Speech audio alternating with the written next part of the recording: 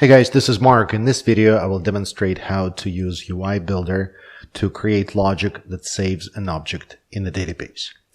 To start, we will go to the front end section of Backendless console. Front end is where the UI Builder is.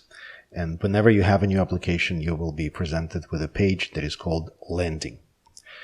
We will jump right into the logic of creating and saving an object in a database. And for this, let's add a button to the page.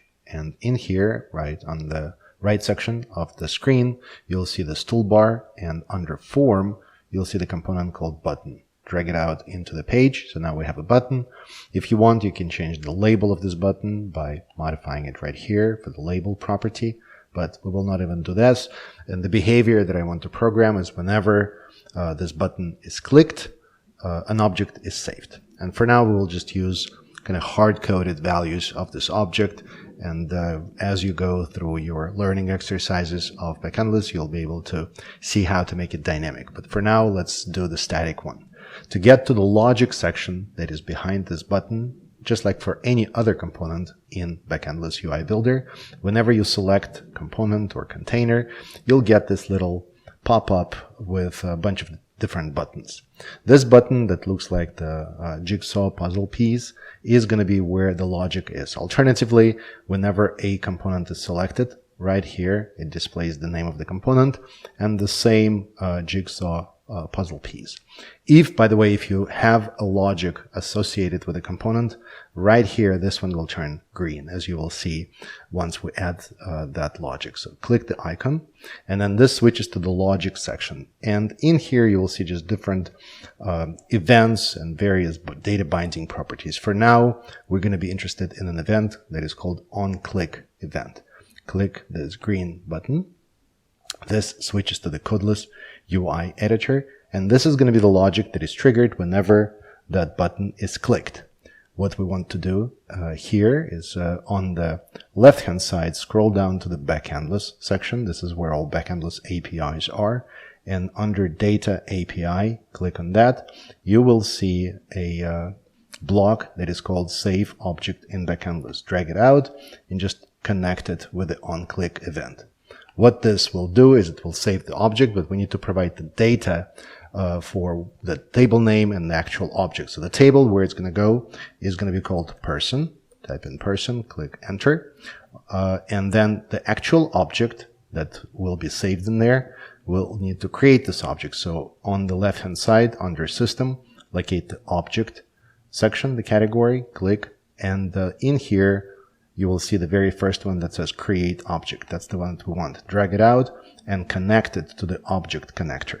So this creates the actual object, and it will be flushed to the database. But the object is empty. It doesn't have any properties. So the properties are going to be the columns in the person table. To configure the properties, click this gear icon.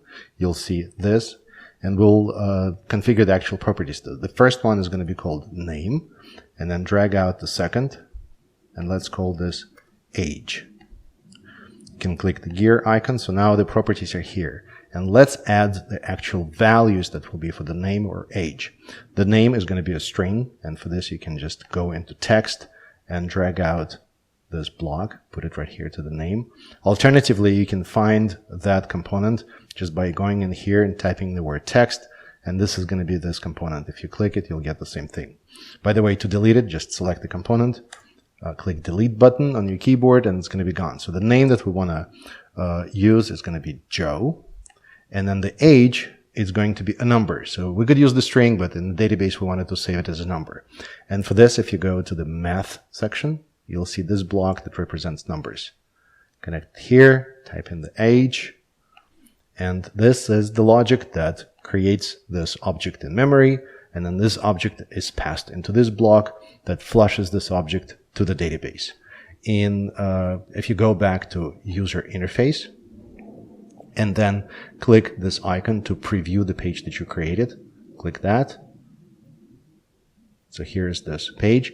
Now if you click the button, the logic has executed. We don't really have a visual feedback because we haven't created any logic for this. However, if you go back to UI Builder and then click the backend button, and then in here, click the data you will see that there is a person table that contains age and name columns with the value that you created.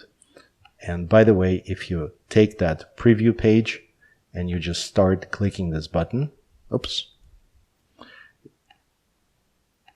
So I'm just going to start tapping this button. As you can see, every single click updates this screen and a new object is created.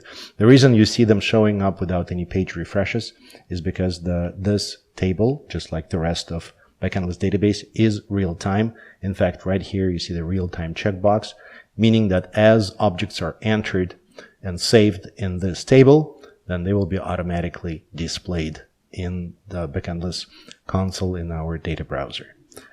This is it. It's very simple and straightforward. Of course, from there on, things can get more complicated, and I will be showing you how to use codeless logic to use Backendless APIs.